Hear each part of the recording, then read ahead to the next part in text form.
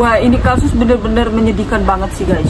Dimana ada seseorang bocah dari Korea yang tega menghabisi ibu kandungnya sendiri dikarenakan selalu dituntut harus ranking dan dipaksa untuk belajar. Jadi gue juga bingung sama kasus ini, mana yang salah, mana yang benar gitu. Kalau dipikir-pikir dua-duanya ini ada benarnya masing-masing. Tapi apa yang membuat Kim Yong-soo ini sampai tega melakukan hal ini ke ibu kandungnya sendiri? Penasaran kalian dengan ceritanya? Langsung aja kalian dengerin ceritanya sampai selesai ya guys ya. Langsung aja kita ke inti videonya acak adawan.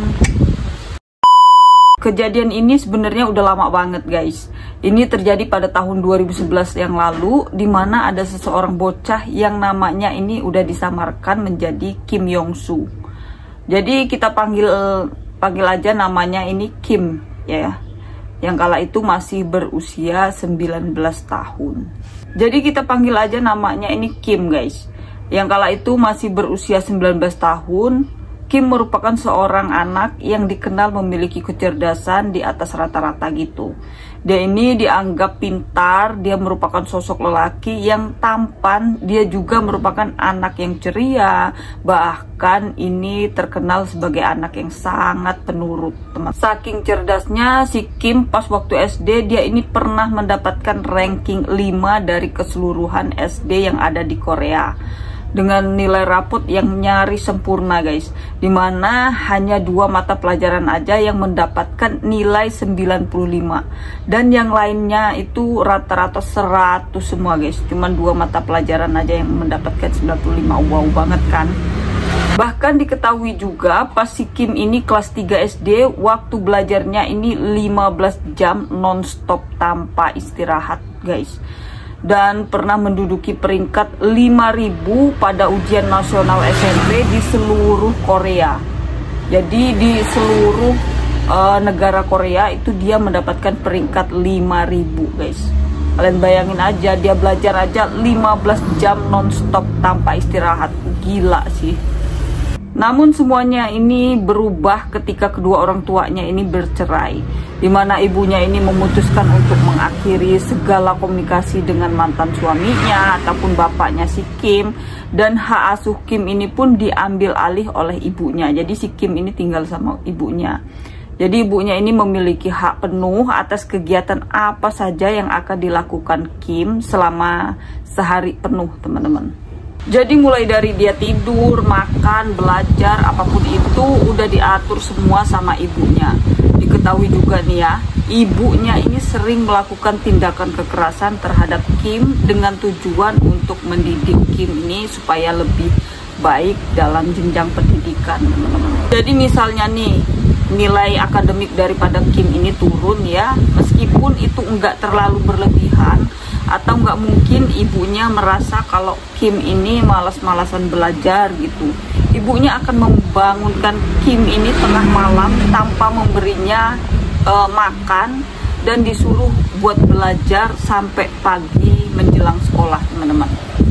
Dan nggak hanya itu aja, pengakuan daripada si Kim mau nilainya naik atau mau nilainya turun, Kim ini tetap bakalan dipukuli. Jadi kalau semisal ibunya ini menasehati apapun itu pasti pakai kekerasan.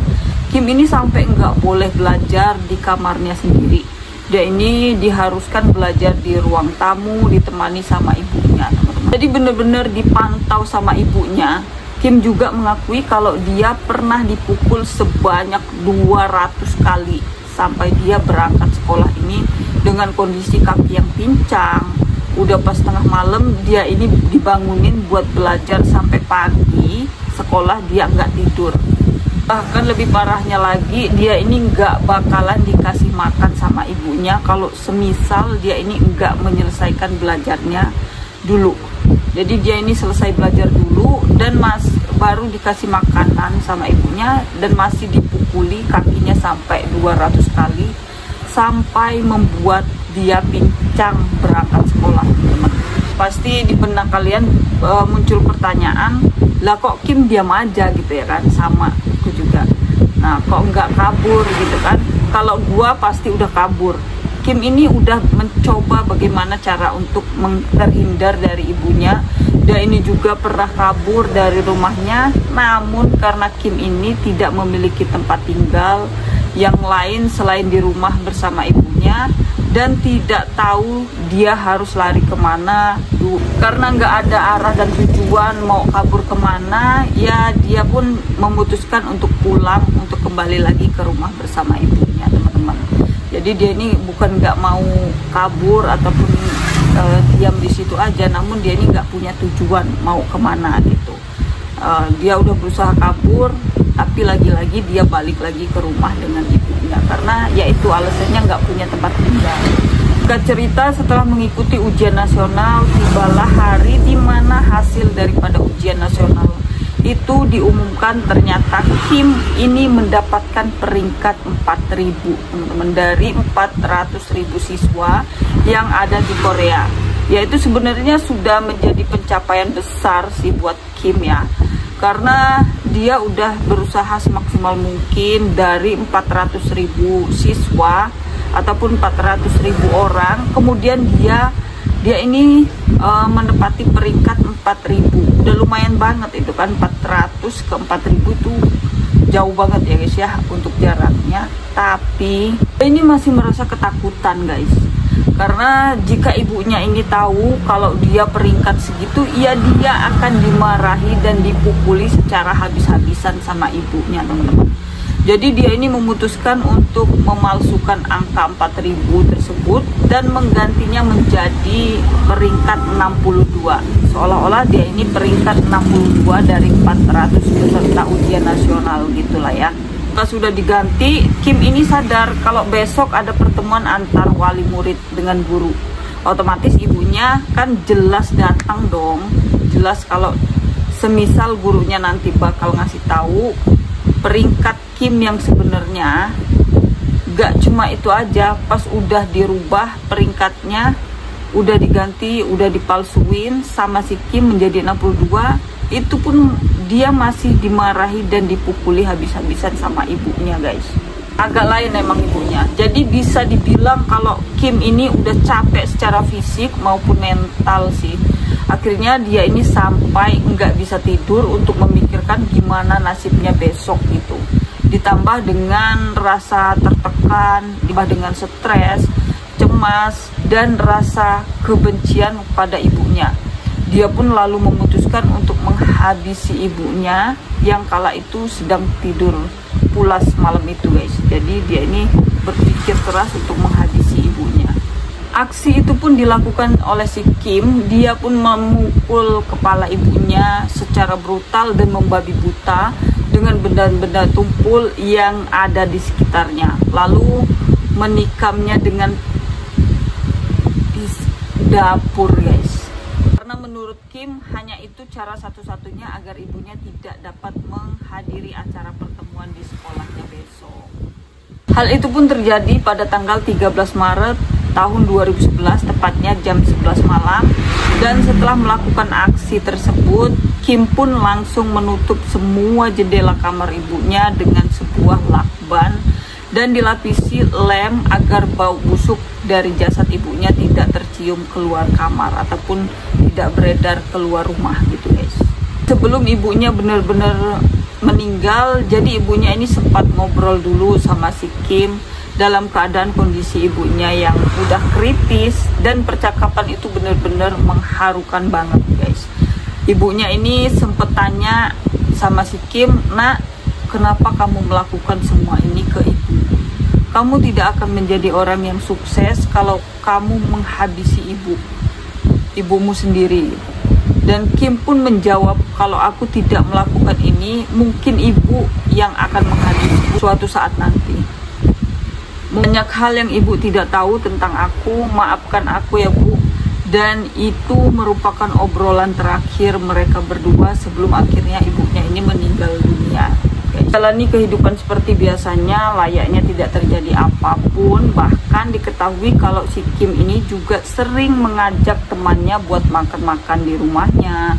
Tapi teman-temannya ini enggak curiga sama sekali, karena ya memang ibunya ini dikunci di kamarnya guys.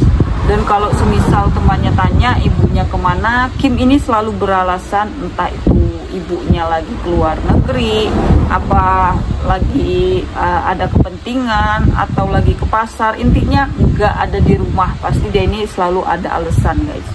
Juga melampiaskan emosinya dengan cara melemparkan sebuah pisau ke pintu kamar ibunya, dimana dia bilang hanya hal ini yang dapat menenangkan dia dan pikirannya agar tidak memikirkan kesalahan yang pernah dia buat. Dan jasad ibunya ini benar-benar enggak ketahuan sama sekali guys selama 8 bulan lamanya, sampai pada akhirnya ayah kandung dari Kim datang mengunjungi rumah mantan istrinya atau rumah Kim dan juga ibunya, tepatnya 8 bulan setelah Kim melakukan tragedi tersebut. Pas waktu udah sampai di rumah, ayahnya ini tanya, "Di mana ibumu?" Dan Kim ini selalu menghalangi ayahnya untuk tidak masuk ke dalam kamar ibunya. Karena curiga, ayahnya pun langsung meminta bantuan kepada pihak kepolisian dan pada akhirnya mayat ibunya pun ditemukan. Kim pun langsung mengakui semua perbuatannya dan dia dihukum selama 3 tahun di penjara, teman-teman. Mungkin menurut kalian kenapa kok waktu hukumannya sebentar banget, cuma 3 tahun gitu ya. Itu merupakan sebuah keputusan dari banyak pertimbangan hakim dan kejaksaan terkait alasan dan motif yang dilakukan Kim terhadap pembunuhan tersebut ataupun penghabisan nyawa tersebut. Jadi memang benar-benar udah dipertimbangkan secara matang guys. Dan karena kejadian itu tahun 2011, Kim pun sudah bebas sampai detik ini dan sudah menjalani kehidupannya secara normal. Oke, mungkin sekian video dari saya kali ini. Kalau kalian suka dengan videonya, klik tombol like, subscribe, dan aktifkan lonceng notifikasinya agar kalian tidak ketinggalan video-video terupdate dari channel ini. Kita akan bahas apa? Silahkan kalian komen di kolom komentar. See you next video. Dadah!